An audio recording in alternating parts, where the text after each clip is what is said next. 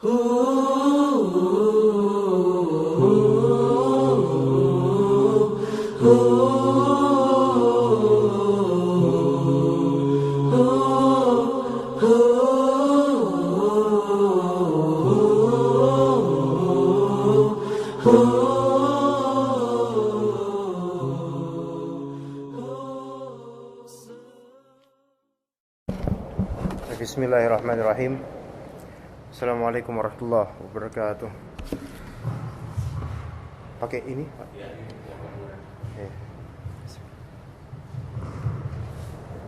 Alhamdulillahirabbil alamin wassalatu wassalamu ala asyrafil anbiya'i wal mursalin wa ala alihi wa sahbihi ajma'in. Amma ba'd. Allahumma inna nas'aluka 'ilman nafi'a wa rizqan thayyiban wa 'amalan mutaqabbala. InsyaAllah kita akan melanjutkan kajian kitab Mustalah Al-Hadis karya Syekh Muhammad bin Shalih Al-Utsaimin rahimahullah, yang pada kali ini kalau kemarin atau pertemuan sebelumnya kita telah membahas muqaddimah yang bermanfaat insyaallah, bahwasanya Allah Ta'ala telah menurunkan wahyu, yaitu Al-Kitab dan Al-Hikmah. Al-Kitab itu Al-Quran dan Al-Hikmah itu As-Sunnah. Ya, maaf Pak, tolong majuan Pak. Bapak, sepertinya kita ada sekat jauh sekali gitu. Mohon maaf. Al-Kitab dan As-Sunnah, keduanya. Nah, kalau dekat itu lebih, insyaallah maklumatnya lebih cepat sampainya. Kalau jauh itu perasaan Anda di ujung kulon, antum di ujung pandang.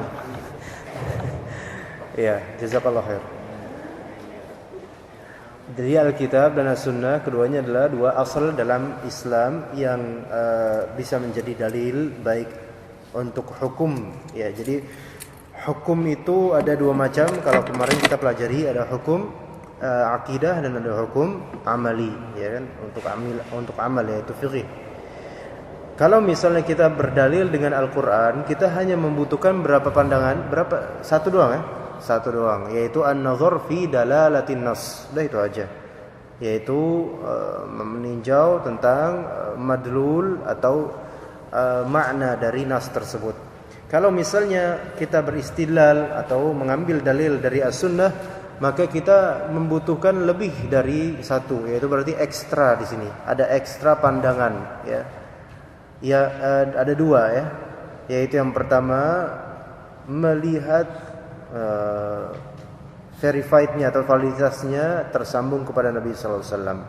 Kenapa? Karena ternyata tidak semua yang ternisbatkan kepada Nabi itu sahih.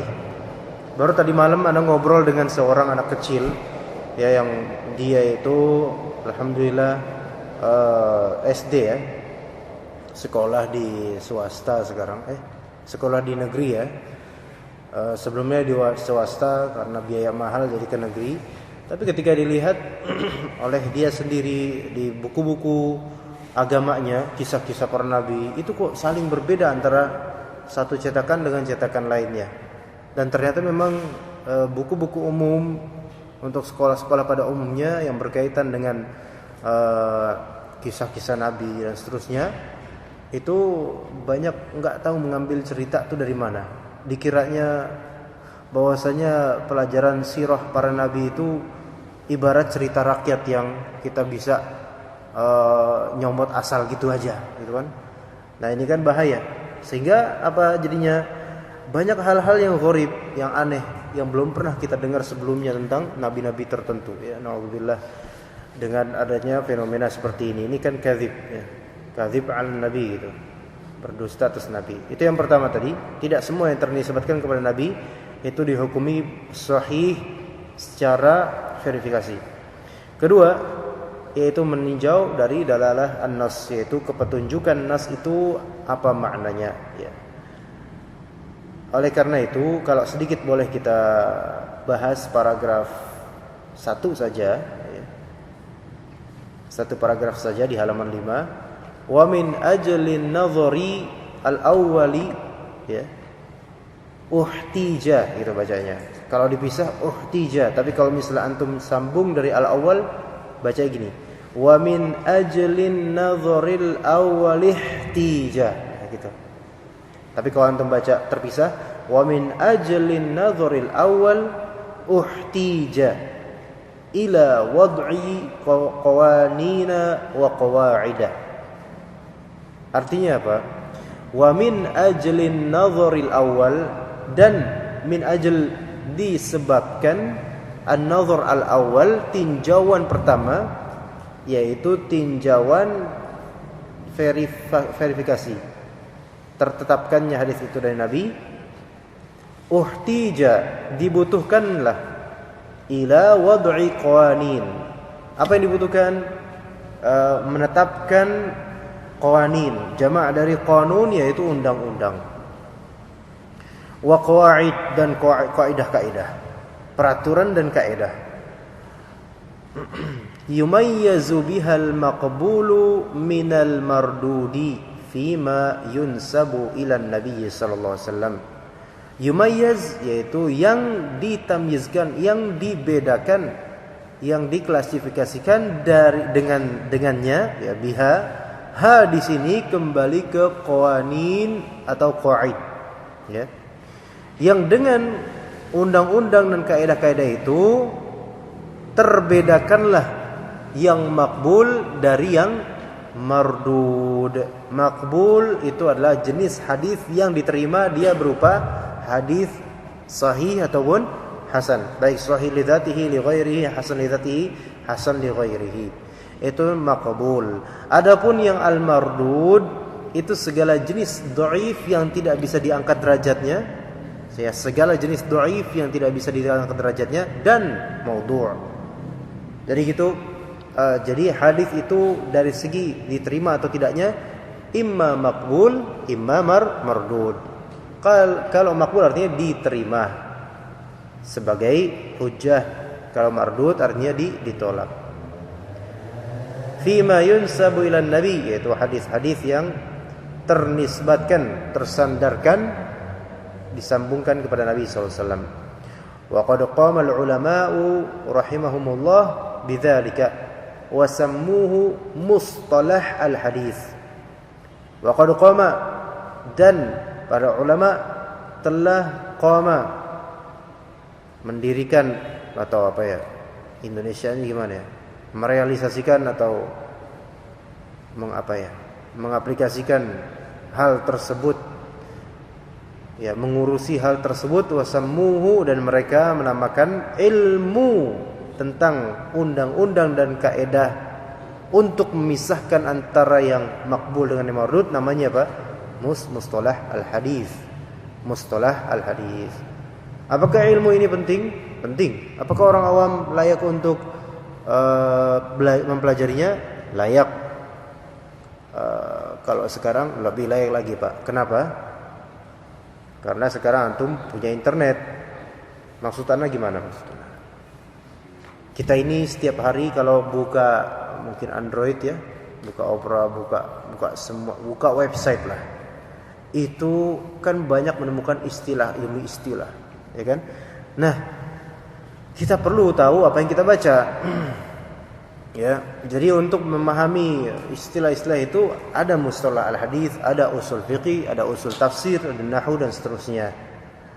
Kalau kita sering membaca artikel ilmiah tentang Islam, agama, itu akan sangat banyak, ya, bertebaran istilah-istilah yang kita tidak akan memahaminya kecuali kita belajar ilmu alat terlebih dahulu, begitu kan?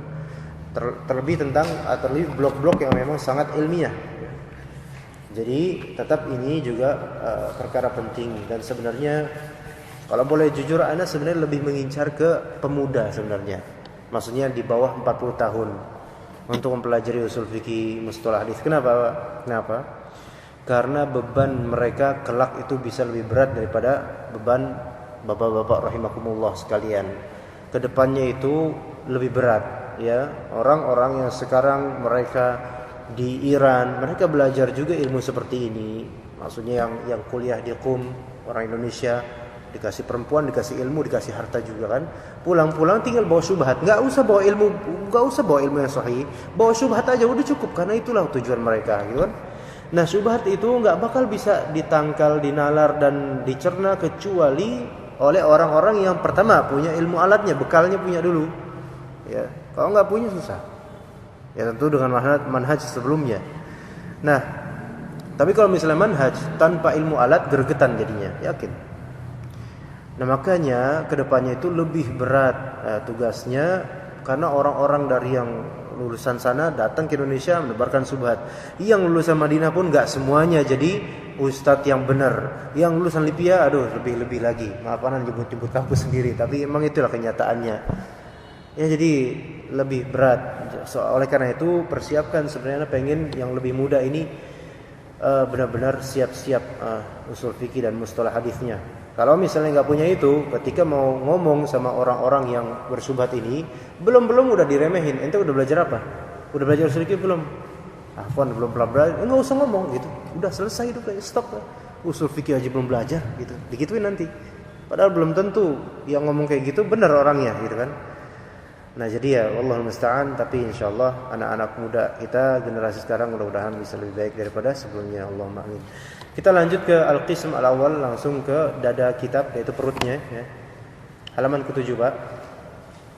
Halaman ke-7, al-qism al-awwal ya, bismillah musta'inan billah, kita minta pada Allah taala berkah darinya, taufik ya dari Allah Subhanahu wa taala, karena percuma kita belajar ini tapi kita tidak beristi'anah kepada Allah, karena tidak mungkin kita mendapatkan ilmu yang bermanfaat kecuali Allah lah yang memberikannya kepada kita. Wallahul musta'an. Al-qismul awal min kitab mustalah al-hadits. Ketahuilah di kitab ini terbagi menjadi 2 qism. Ini qism pertama ya, untuk semester pertama ya, atau tahun pertama. Ada juga qism kedua ya, di halaman berapa ada lah pokoknya. Qism kedua itu halaman ke-32. Nah, itu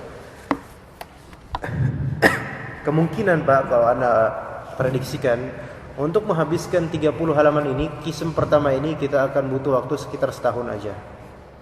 Lama Pak ya? Jadi 2 tahun nih Pak ya? Enggak apa-apa, isbiru wasabiru warabitu wattaqullah gitu. 2 tahun ya? Enggak apa-apa? Hah? Hafal? Waduh, kalau bisa hafal antum ulama Pak. Iya, ustaz aja belum tentu hafal meletok itu enggak. Ya tapi yang penting belajar, mengetahui istilah-istilah sebelum ditipu ya. Iya, karena beberapa orang menipu syariat. Taib min kitab mustalah al-hadits. Pertama pembahasan ada alif dan ba. Alif dan ba. Ta'rifnya dan faidahnya. Ta'rif mustalah hadits, yaitu pengenalan ilmu mustalah hadits itu apa sih, ya kan? Perlu digambarkan, perlu kita ketahui. Kemudian setelah kita mengetahui apa sih mustalah hadis, ya kita juga sangat perlu mengetahui faedahnya. Nah, supaya kita semangat, ngapain sih kita belajar tapi kita nggak tahu faedahnya. Ya. Ta'rifnya yang pertama alif, ya, atau hamzah di sini mustalahul hadis. Itu adalah, ini hafalkan Pak, nggak apa-apa kalau Indonesia itu.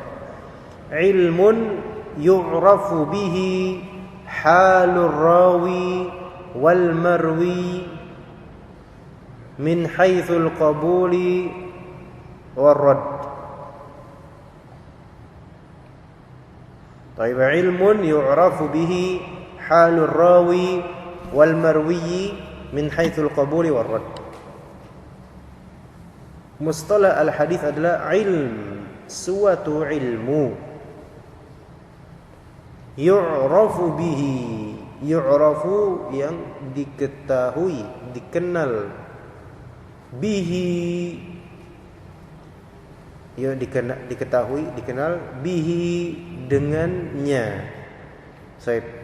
Nya yaitu hi di sini, nya ya berarti kan kata ganti. Kembali ke mana Pak? Ke ilmu tersebut, ilmu yang diketahui. Dengan ilmu tersebut apa yang diketahui? Nah, ada dua hal yang diketahui. Pertama, halur rawi, keadaan siapa? Perawi. Kita kan tahu ini mustalah hadis membahas hadis gitu kan. Nah, hadis ada perawinya, nama hadis. Nah, halur rawi, keadaan perawi.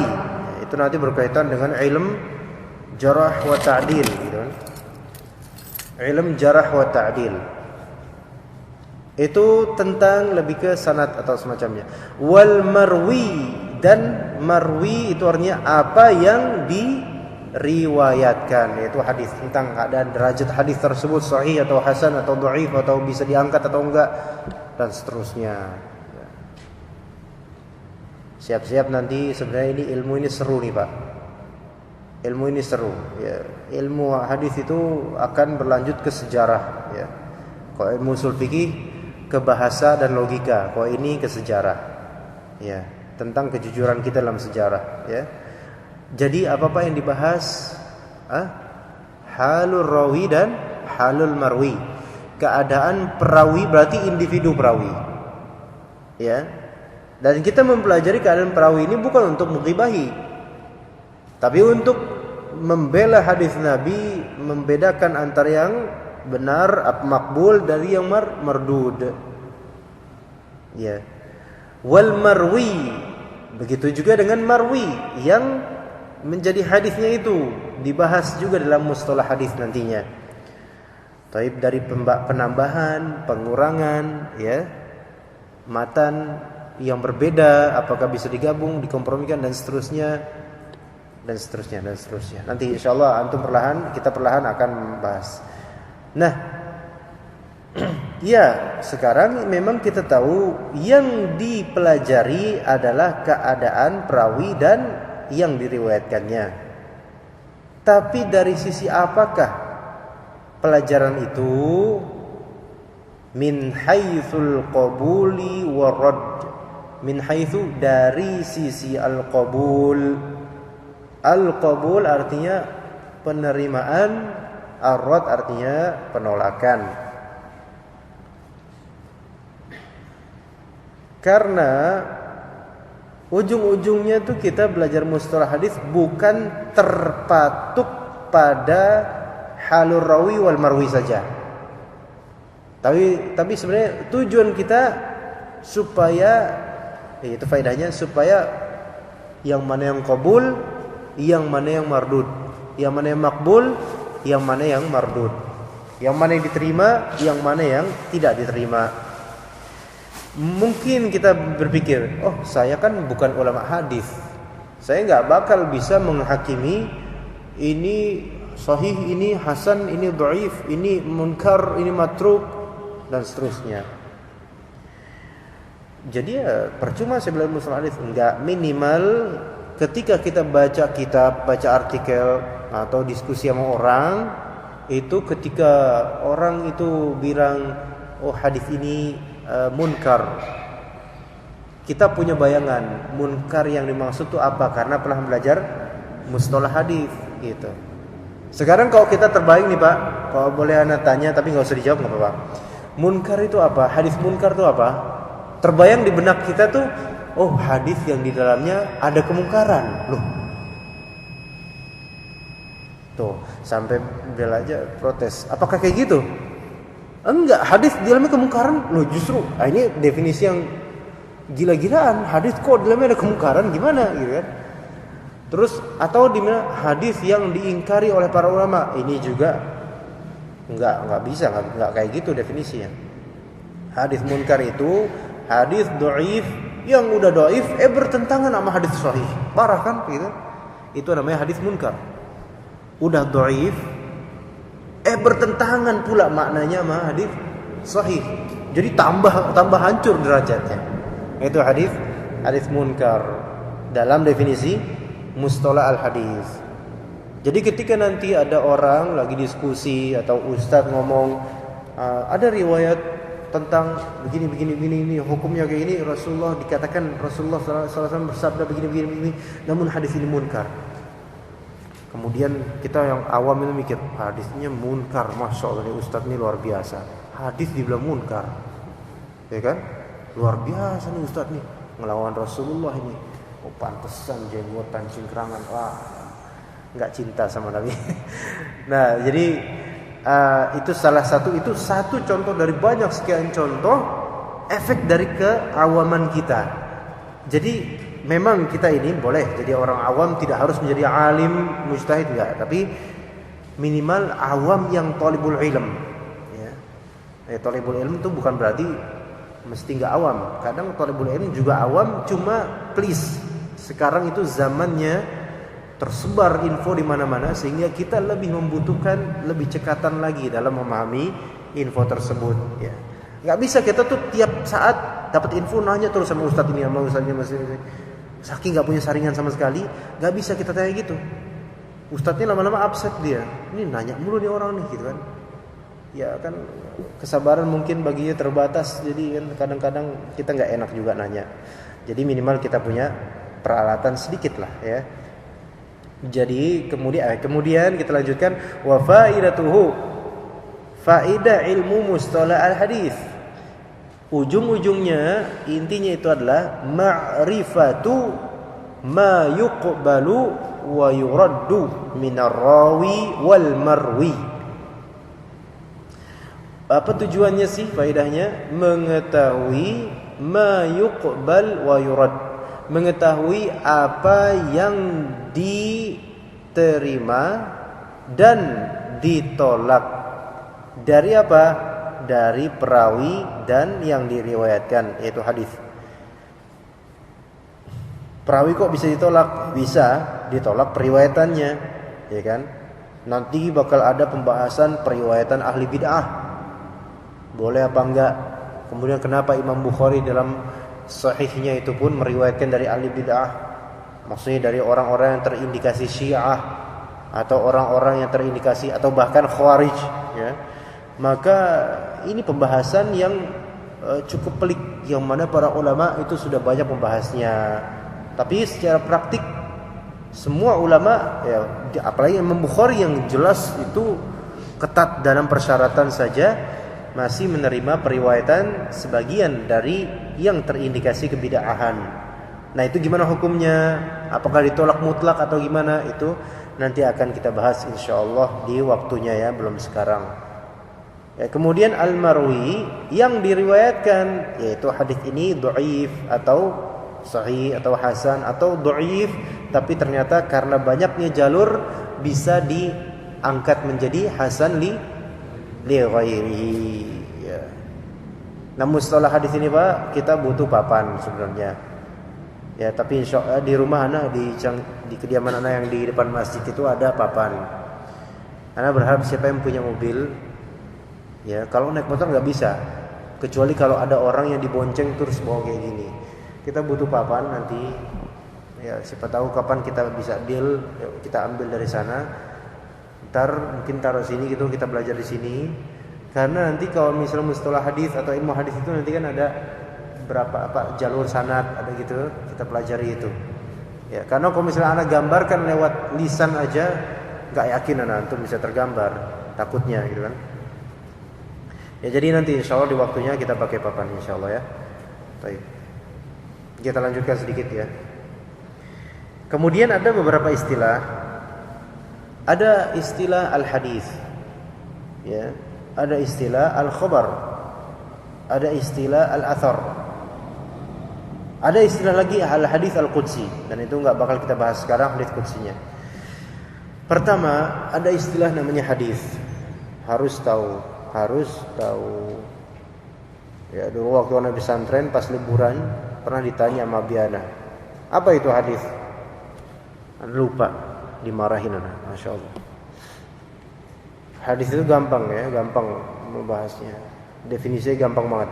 Pertama, hadis adalah ma udhifa ila Nabi sallallahu alaihi wasallam min qaulin au fi'lin au taqririn au wasfin. Ya. Bisa dihafalin enggak? Ma udhifa ila Nabi sallallahu alaihi wasallam min qaulin au fi'lin au taqririn au wasfin. Boleh hafal Indonesia jadi enggak masalah. Hadis adalah ma udhifa ila Nabi sallallahu alaihi wasallam, apa yang disandarkan. Udhifa itu diidhofahkan, disandarkan, dinisbatkan kepada Nabi sallallahu alaihi wasallam min qaulin, baik berupa perkataan, au fi'lin atau berupa perbuatan, au taqririn atau berupa apa Indonesia itu? Persetujuan, penetapan persetujuan, au wasfin atau sifat. Dinisbatkan kepada Nabi suatu riwayat ya, kisah ya tentang Nabi misalnya. Baik berupa qaul. Qaul itu perkataan, misalnya kalau tadi Ustaz Abu Sama bilang Nabi SAW bersabda la yu'minu ahadukum man kana yu'minu billahi wal yawmil akhir falyukrim jarahu atau falyukrim dhaifahu atau falyakul khairan aw liyasmut. Nah ini hadis bukan hadis. Kenapa? Karena dinisbatkan kepada Nabi SAW dan itu hadis berupa apa formatnya? Apakah qaul, fi'il, taqrir atau wasf? Qaul, perkataan Nabi SAW. Ya. Contoh lain Nabi SAW bersabda an-nadamu taubah, bahwasanya nadam itu adalah nyesal. Penyesalan itulah taubat. Tapi ini hadis bukan? Ini hadis. Tapi dia formatnya apa? Qaul, karena perkataan Nabi SAW. Itu satu. Kemudian yang kedua contoh fi'il, perbuatan Nabi SAW. Nabi SAW pas mau perang Badar misalnya berdoa sampai selendangnya sorbannya jatuh, kemudian terlihat ketiaknya dari bagian longgar tangannya. Tapi itu perbuatan bukan? Perbuatan. Berarti masuk kategori fi'il. Nah, gitu kan? Atau riwayat bahwasanya Rasulullah SAW pernah sholat misalnya zuhur qabliyah 4 rakaat atau ba'diyah 4 rakaat misalnya. Nah, itu riwayat. Itu hadis bukan hadis, tapi dalam format fi'il, perbuatan ya. Kemudian ada takrir ya, misalnya salah satu sahabat makan daging apa? Bukan biawak apa ya? Semacam dop atau semacam itu. Biawak ya. Semacam itulah. Nah kemudian Nabi SAW melihatnya tapi tidak makan dan tidak mengingkari. Melihat dan tidak mengingkari Nabi terhadap suatu perbuatan sahabat atau suatu perkara, itu merupakan takrir namanya. Takrir apa tadi Indonesianya? Menyetujui tapi tidak secara lisan. Menyetujui dalam artian tidak mengingkari. Karena kalau misalnya perbuatan atau hal tersebut haram, maka pasti Rasulullah larang. Pertama karena Rasulullah itu yang paling pertama amar ma'ruf nahi munkar. Kedua, dalam kaidah usul fiqih enggak boleh ada ta'khirul bayan fi waqtil hajah. Mengakhirkan penjelasan di waktu yang dibutuhkan. Nah, ya itu namanya takrir ya. Aw wasfin atau sifat. Rasulullah SAW rambutnya hitam misalnya. Itu sifat. Itu sifat itu ada yang karakter fisik, ada yang karakter akhlak. Ya, karakter fisik kayak tadi ganteng ya. Kemudian rambutnya hitam, memanjang sampai mendekati atau daerah dagu ini.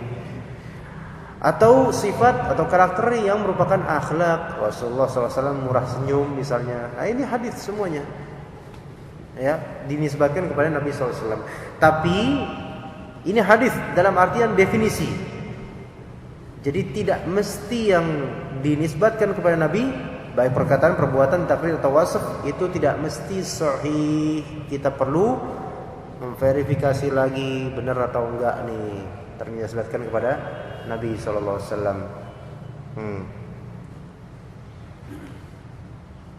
Lanjut nggak nih? Gimana Pak? Lanjut? Yakin? Khobar. Sampai khobar aja ya? Oke. Al-khobaru bima'na al-hadis. Khobar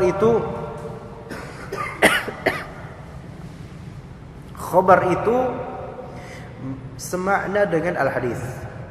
Oke? Sama tadi. fayu'arrafu bima sabaqa fi ta'rifil hadis. Fayu'arrafu, maka didefinisikan, bima, dengan apa yang sabaqa, telah berlalu, fi ta'rifil hadis, dalam definisi hadis. Oke. Itu khabar. Nantikan yang namanya al-hadis itu ternyata, kalau tadi kita tahu al-hadis itu definisinya apa? Yang ternisbatkan kepada Nabi. Tapi ternyata nanti akan ada permasalahan atau istilah hadis. Ya, hadis. Tetapi ternyata bukan ke Nabi sandarannya, ke sahabat atau ke tabi'in. Nah, itu akan ada nama nanti hadis mauquf, ada hadis maqtu', ya. Jadi ada hadis marfu', ada hadis mauquf, ada hadis maqtu'. Semua itu masing-masing ada sandarannya. Yang marfu' disandarkan kepada Nabi. Nah, ini al-hadis, yaitu al-hadis al-marfu'. Yang hadis mauquf disandarkan kepada sahabat. Yang hadis maqtu' disandarkan kepada tabi'i. Nah, itu ada lagi nanti insyaallah. Ya, jadi ini sederhananya kayak gini, tapi nanti ketika kita berkembang lagi pembahasannya, ternyata ilmu ini tidak sesederhana awal-awal, panjang dan insyaallah seru insyaallah ya. Nah, jadi ada juga khobar. Khobar itu seperti hadis juga. Ya. Khobar itu seperti hadis, dinisbatkan kepada Nabi SAW. Itu pertama, makna pertama. Ya, jadi makna pertama khobar itu sama dengan, sinonim dengan al-hadis secara istilah sini. Tetapi ternyata ada makna kedua, waqila, dan dikatakan, ya, ada juga yang mengatakan, dan ini juga banyak yang mengatakan, al-khobar itu lebih umum daripada al-hadis.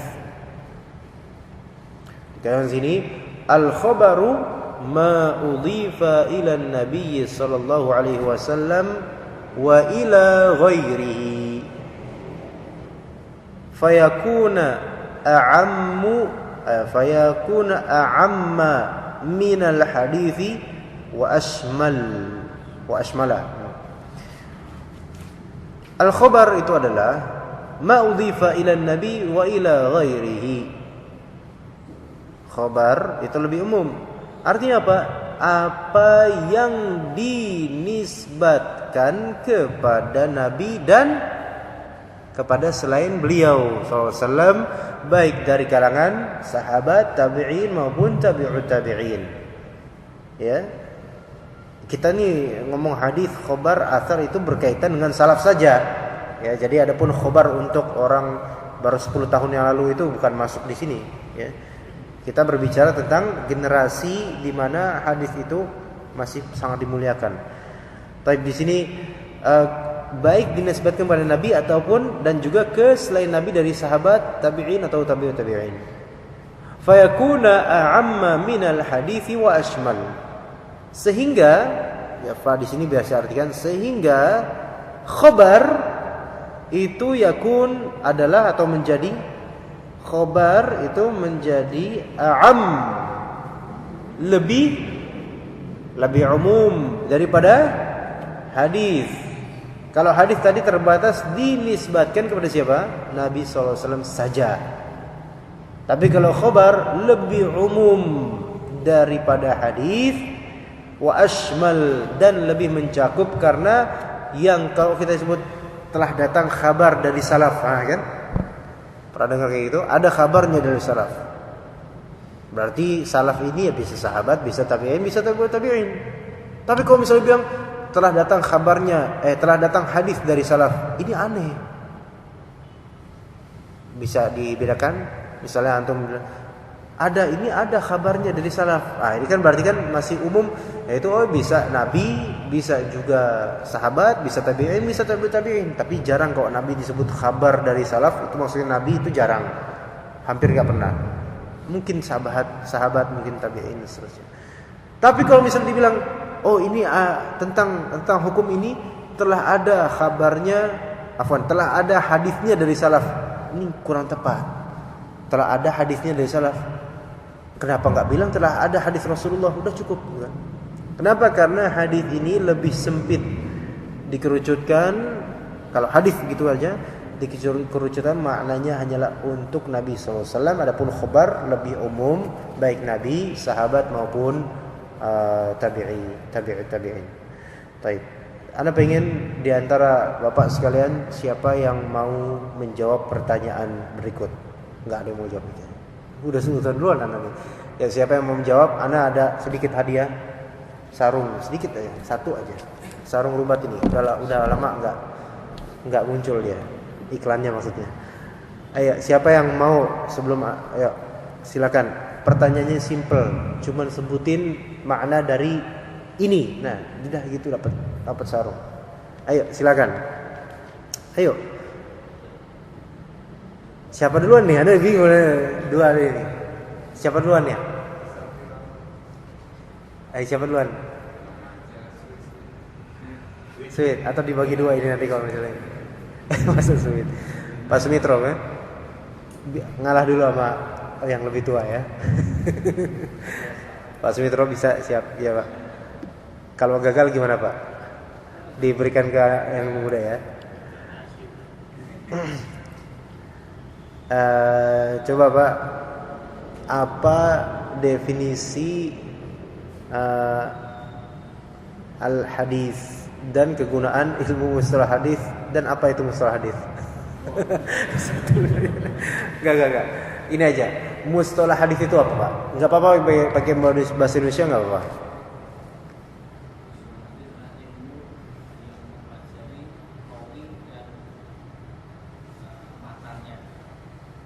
Apa itu istilahnya matanya Pak di sini? Ayo usaha keras. Ya, menundukkan kepala. Ada rawi dan yang diriwayatkan. Apa istilahnya tadi? Marwi. Dari segi apa? Bukan, dari segi apa? Dua. Dari segi imma diinin. Alhamdulillah, Masya Allah. Bisa diulang Pak, biar lengkap, biar paten ilmu yang